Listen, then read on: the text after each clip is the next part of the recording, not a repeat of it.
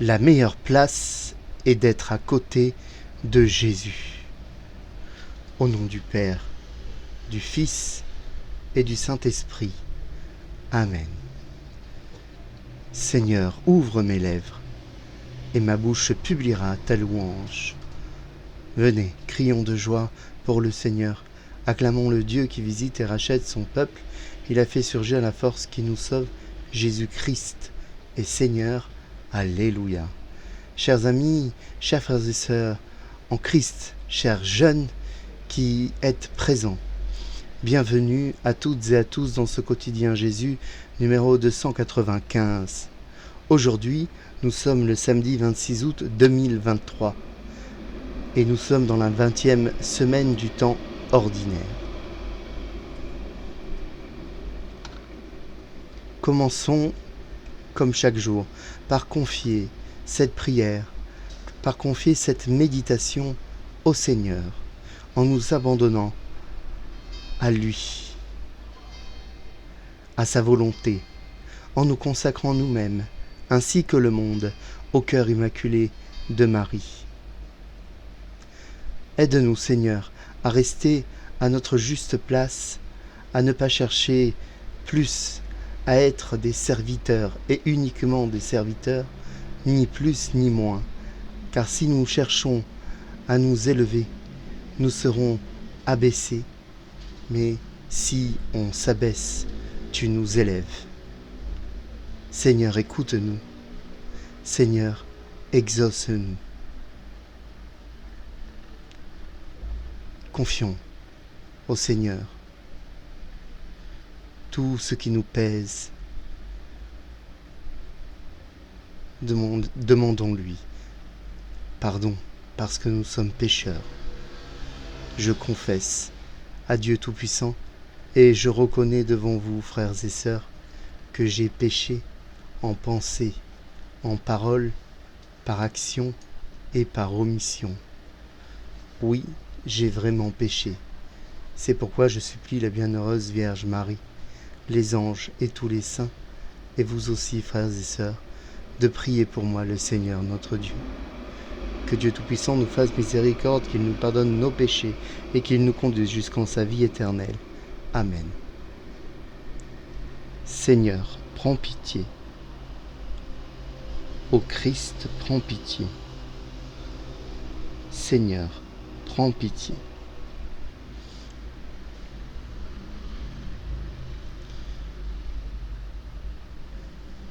Le texte que nous allons lire aujourd'hui, chers amis, chers jeunes, est très intéressant quant à la place, à la juste place. L'un des procès qui nous est fait à nous, chrétiens et catholiques, Église catholique, c'est l'affliction continuelle. Le catho, c'est comme ça qu'on nous appelle, et qu'on s'appelle nous-mêmes, passe son temps à s'auto-flageller et à chercher des péchés, toujours des péchés, en se diminuant, en s'auto-dévaluant et en s'auto-dévalorisant. La société va à l'encontre de cela. Elle, la société, valorise le moi en le faisant tout puissant. Le moi, ce que j'appelle le moi, c'est l'ego. C'est le moi-je. C'est le moi et pas les autres. La société va à l'encontre donc de notre acte de contrition. Plus on dit à quelqu'un, en renforçant son moi, qu'il est beau, qu'il est grand, qu'il est riche, et plus il consommera. La société aurait bien besoin de faire son examen de conscience. La société en général, toute la société, toutes les strates de la société, Église compris, et aurait bien besoin de passer à confesse. Nous ne sommes pas dans l'auto-dévalorisation lorsque nous sommes dans la vérité face à nous-mêmes. dans la vérité face justement à ce que nous sommes. Nous ne nous accusons pas, nous constatons en nous confessant, nous entrons dans une vraie demande de pardon et de réparation. Et nous croyons que le sacrement de réconciliation nous met en état de grâce. En étant honnête, en voyant que, loin d'être des exemples, nous devons changer, notre regard sur l'autre est moins dur, plus sympathique, plus empathique, plus compatissant, plus clément. Parce que lorsque nous-mêmes, on constate qu'on n'est pas parfait. Certains pensent qu'ils sont parfaits. Il y en a beaucoup, ou presque parfaits, ou plus que parfaits. Nous ne sommes pas parfaits, personne sur cette terre n'est parfait. Mais certains peuvent le croire parce qu'on leur dit, on veut leur faire croire. Lorsque l'on se rend compte qu'on est bien loin d'être parfait, et qu'on est, pour continuer l'analogie avec les temps, dans l'imparfait, lorsque l'on voit que les autres se trompent, trébuchent, on se dit ça pourrait être moi-même. Et on a une forme de solidarité. Dans l'acte de contrition que nous faisons tous les jours, il ne s'agit pas de se faire du mal, mais il s'agit de chasser le mal de nos vies. Il s'agit de le chasser de façon durable et de rester, chers frères et sœurs, chers amis, chers jeunes, toi jeune, écoute, et de rester à nos humbles places. Que Dieu nous entende. Alléluia, Alléluia. Vous n'avez qu'un seul Père, celui qui est aux cieux. Vous n'avez qu'un seul Maître, le Christ. Alléluia.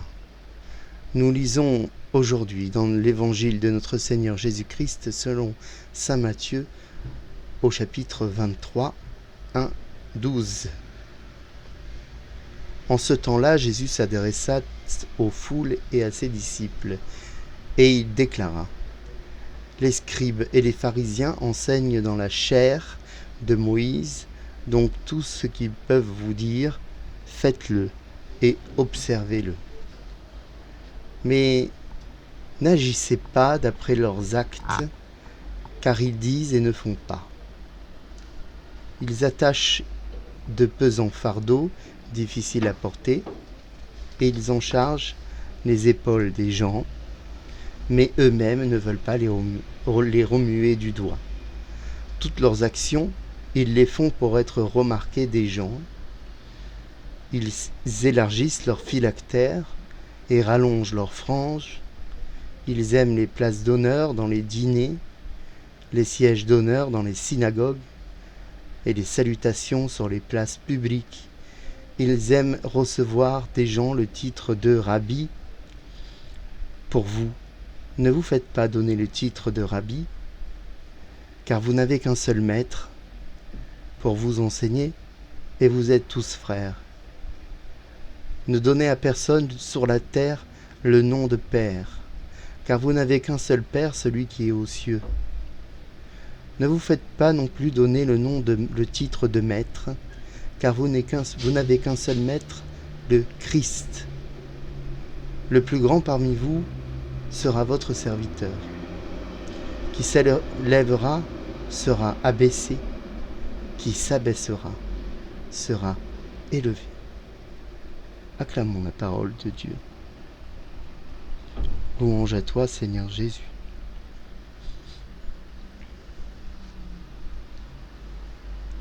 Nous sommes, il est vrai, tous sensibles à la reconnaissance, et c'est tout à fait naturel. Nous souhaitons que ce que nous faisons soit reconnu, que c'est du reste ce que la société nous demande. Des CV, des recommandations, des lettres de motivation. C'est sur cette base que la plupart des fois on recrute.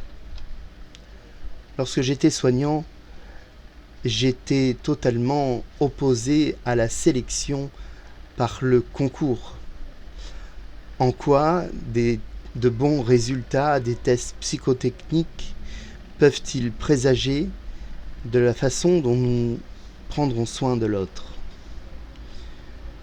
Et des soignants qui n'étaient pas à leur place, des soignants qui n'avaient pas la fibre de soignants, j'en ai connu.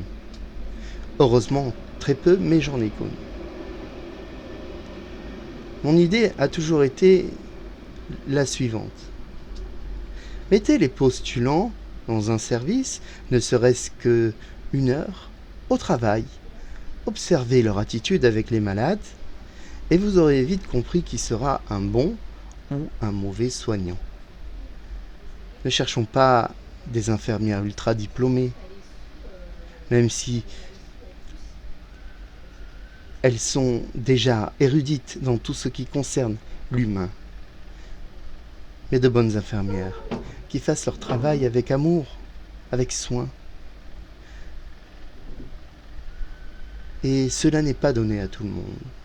Je l'ai toujours dit, je le pense.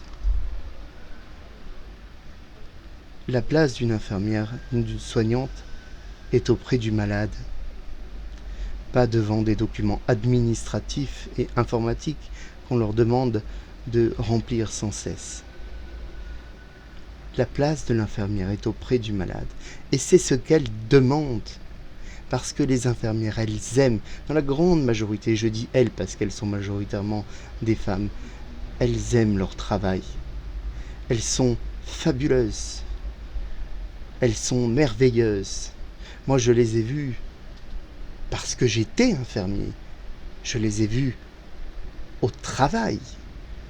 Et je les ai vues supporter des choses que personne ne peut supporter. Alors, je leur rends aujourd'hui un peu grâce et un peu de gloire parce qu'on ne le fait pas beaucoup. On aime bien les accuser d'erreurs, c'est plus facile. Mais vraiment, c'est un exemple pour dire que le mode de recrutement n'est pas le bon. Il y a des personnes qui sont peut-être en difficulté face à des épreuves écrites parce que ça les stresse, parce que plein de raisons. Et pourtant, on passe à côté d'une infirmière fabuleuse. Quel dommage. Quel dommage.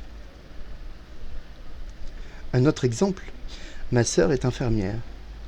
Dernièrement, elle a postulé pour un poste qu'elle a obtenu par la grâce de Dieu.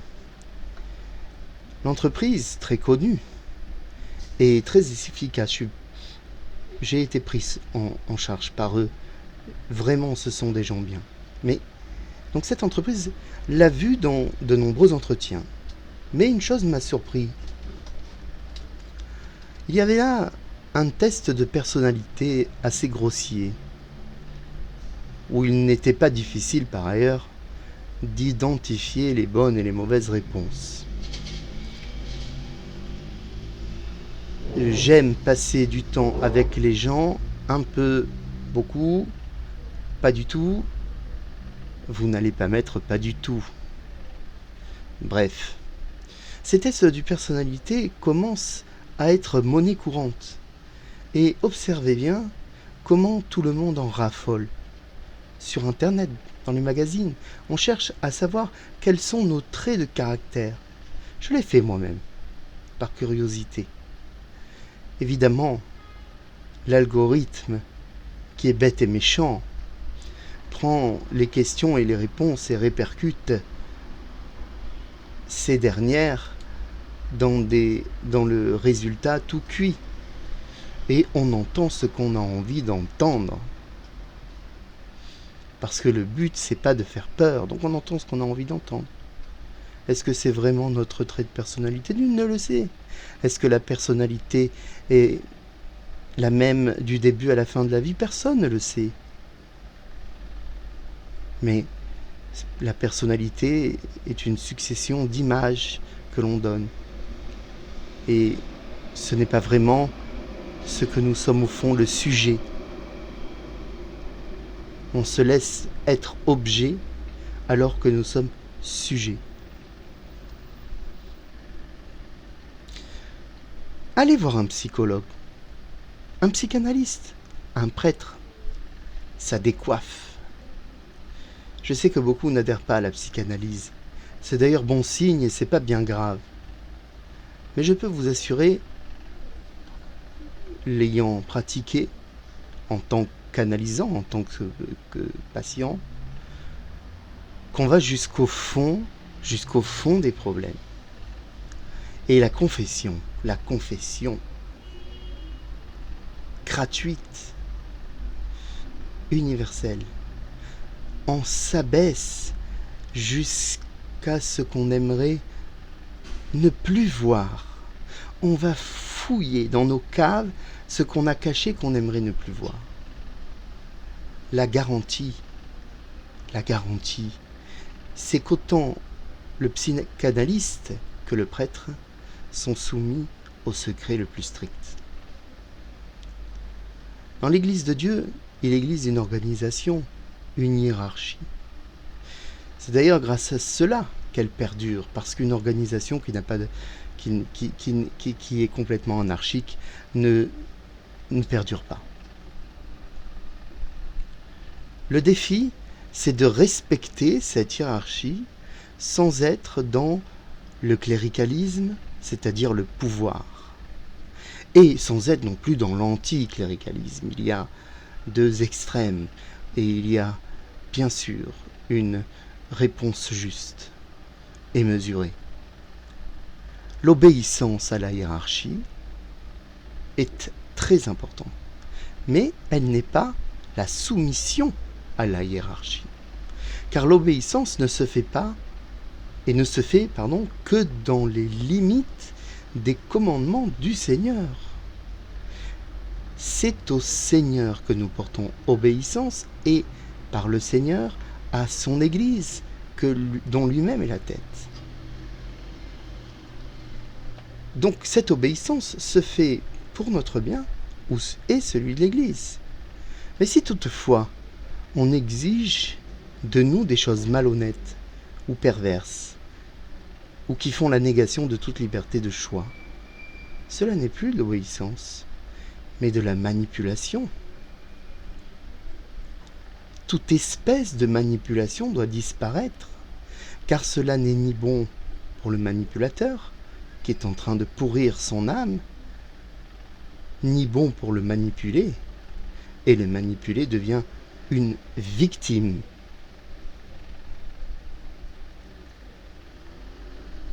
Nous ne sommes pas là pour manipuler les gens. Le Seigneur est tout à fait apte. Et c'est un bien petit mot à convertir les gens.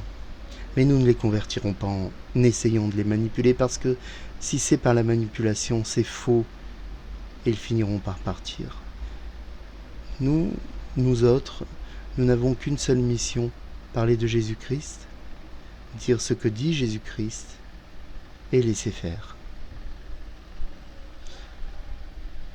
Combien de fois, quand j'entre dans une église, j'ai été agacé de voir qu'un tel était préposé à la première lecture ou à la deuxième, ou un autre au ministère de la communion, un autre à la quête, etc., etc. Combien de fois ai-je remarqué que certains bancs étaient toujours utilisés par les mêmes personnes, et gare à ceux qui s'y aventureraient. Mais quant à moi, j'ai été aussi un habitué du ministère de la communion. Et lorsqu'on ne me la donnait pas, j'étais contrarié. Je faisais exactement pareil. Nous voulons les meilleures places. Pas pour des raisons très mauvaises, car nous avons besoin d'être rassurés par l'habitude, mais néanmoins par orgueil. Car c'est tout de même de l'orgueil, et le péché, et le malin. Qui est derrière tout cela? J'ai traversé, vous le savez, je l'ai déjà dit, c'est pas un secret, un long épisode dépressif et un désert de la foi. Toucher les bas-fonds, être trituré par la psychanalyse, remettre tout en question, eh bien si la foi reste, c'est qu'elle est bien réelle et qu'elle a été épurée de tout ce qui peut l'alourdir.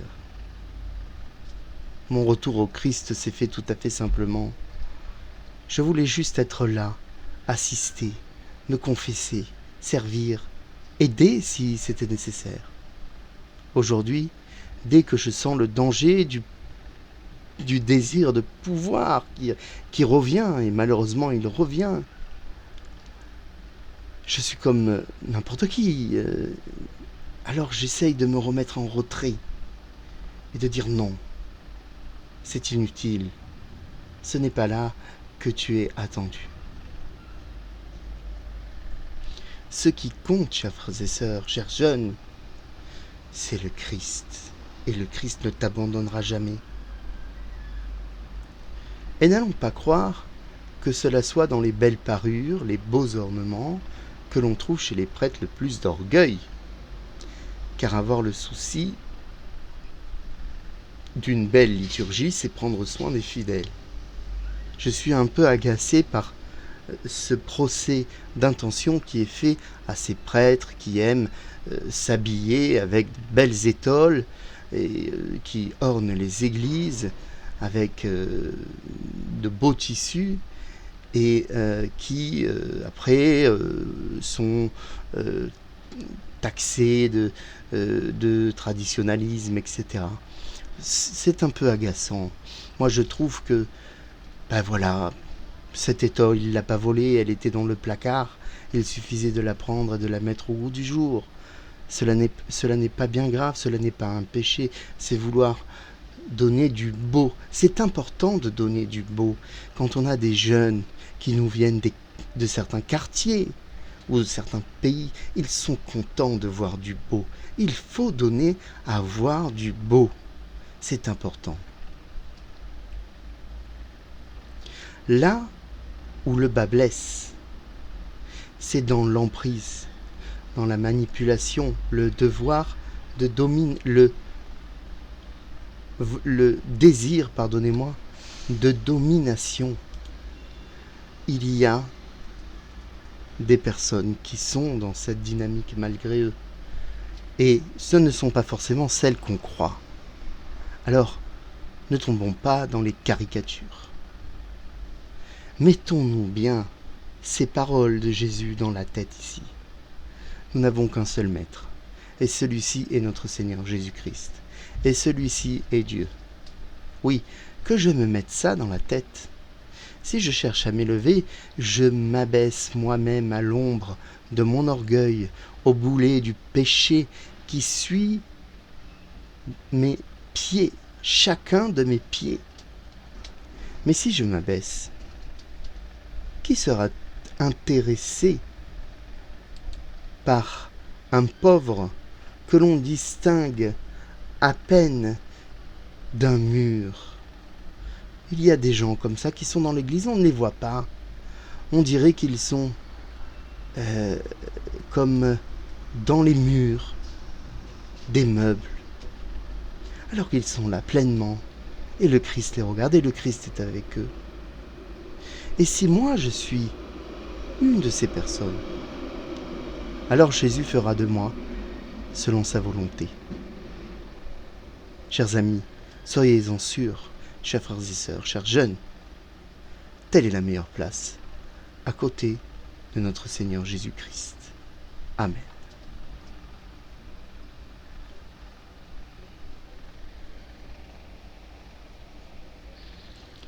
Prions. Nous lisons dans l'office des lectures le sermon de saint Ambroise sur le psaume 48, un seul médiateur, Jésus-Christ. Saint Ambroise place dans la bouche du Christ ce verset du psaume. Un frère ne rachète pas, c'est l'homme qui rachètera. et il ne fournira pas à Dieu son expiation, ni la rançon qui rachète sa vie. Alors pourquoi craindre au jour du malheur? Car rien ne peut me nuire, à moi qui non seulement n'ai pas besoin de rédempteur, mais qui suis moi-même le rédempteur de tous. Je vais délivrer les autres et je tremblerai pour moi-même. Voici que je vais faire toutes choses nouvelles, moi qui suis au-dessus d'un simple sentiment de parenté, au-dessus de la tendresse familiale. Celui que le frère, né du même sein maternel, ne peut racheter parce qu'il est emprisonné dans la faiblesse d'une nature égale, l'homme le rachètera, mais cet homme dont il est écrit que le Seigneur enverra l'homme qui les sauvera, et qui a dit de lui-même, vous cherchez à me faire mourir, moi, l'homme qui vous ai dit la vérité.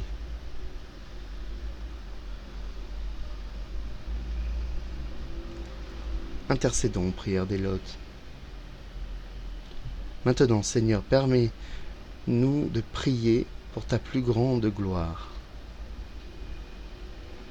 Source de la vie, tu es à l'origine de tout ce qui existe. Reçois notre admiration et nos actions de grâce pour ta plus grande gloire. Pasteur de ton peuple, tu le conduis avec amour. Fais de nous tes serviteurs dans l'Église servante pour ta plus grande gloire. Pour toutes vos intentions de prière. Pour ta plus grande gloire. Notre Père qui es aux cieux, que ton nom soit sanctifié, que ton règne vienne, que ta volonté soit faite sur la terre comme au ciel. Donne-nous aujourd'hui notre pain de ce jour. Pardonne-nous nos offenses comme nous pardonnons aussi à ceux qui nous ont offensés. Et ne nous laisse pas entrer en tentation, mais délivre-nous du mal. Amen. Tu protèges, Seigneur, ceux qui comptent sur toi. Sans toi, rien n'est fort et rien n'est saint. Multiplie pour nous tes gestes de miséricorde, afin que sous ta conduite, en faisant un bon usage des biens qui passent, nous puissions déjà nous attacher à ceux qui demeurent, par Jésus le Christ, notre Seigneur et notre Dieu, qui vit avec toi dans l'unité du Saint-Esprit, maintenant et pour les siècles des siècles. Amen. Je vous salue Marie, pleine de grâce, le Seigneur est avec vous. Vous êtes bénie entre toutes les femmes, et Jésus, le fruit de vos entrailles, est béni. Sainte Marie, Mère de Dieu, priez pour nous, pauvres pécheurs, maintenant et à l'heure de notre mort. Amen. Gloire au Père, au Fils, au Saint-Esprit, comme il était au commencement, maintenant et toujours, et pour les siècles des siècles. Amen. Ô mon Jésus, pardonne-nous nos péchés, préserve-nous du feu de l'enfer, et conduis au ciel toutes les âmes, surtout celles qui ont le plus besoin de ta divine miséricorde. Chers frères et sœurs, chers amis dans le Christ, implorons le Seigneur notre Dieu, qu'il nous protège, qu'il nous garde et qu'il nous bénisse, lui qui est Père, Fils et Saint-Esprit. Amen. Voilà, la juste place, nous avons chacun une place dans ce royaume du ciel et dans ce monde. Cette place peut être parmi les puissants, peut être parmi les plus pauvres. Ce qui compte, c'est que nous soyons pauvres dans nos cœurs, c'est-à-dire que notre cœur soit épuré de tout orgueil pour que l'amour puisse y pénétrer, pour que le Seigneur puisse s'y installer. Essayons de vivre cette vérité, essayons de nous purifier, essayons par des petites phrases. Seigneur, pardonne-moi, Seigneur, pardonne-moi, Seigneur, pardonne. Kyrie eleison, c'est encore plus rapide. Kyrie eleison, Christe eleison, Kyrie eleison. Ces répétitions vont venir ancrer en nous ce désir de pardon. Bonne journée à toutes et à tous, et à bientôt dans cette chaîne du quotidien Jésus.